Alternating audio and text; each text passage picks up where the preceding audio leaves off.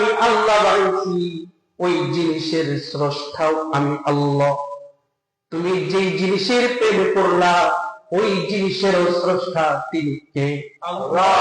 আমি হইলাম ওই জিনিসের স্রষ্টা। তুমি যাও বান্দা, কার প্রেমে পড়লা? আইয়ুহাল ইনসান মা গররাকা বিরব্বিকাল কারীম।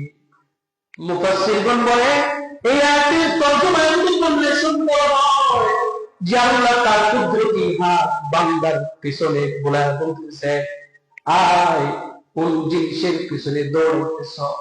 দুনিয়ার কোন জিনিসের প্রেমে তুমি পড়ে গেলা? দুনিয়ার কোন মায়ায় তোমার কাছ থেকে দূরে সরায় দিল?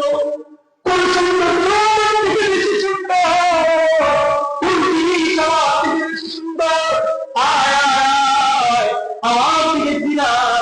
আল্লাহ তাআলা বান্দাদেরকে কুদরতি হাত দিয়া পিছনে বুলায় বুলায় বলতেছে, এই দুনিয়ার সৌন্দর্য না, এটা কেবল তোমার চোখের রঙের পানি, এটা তোমার কেবল চোখের পানি, চোখের রঙিন। তুমি দেখতেছো রংধনুর মতো, সাত রং তোমার চোখে রাখতেছে, কিন্তু মূলত এটা রঙিন নয়, এটা হলো ধূসর সাদা, যা কেবল তোমার মৃত্যুর পর তুমি এটা উপলব্ধি করতে পারবে।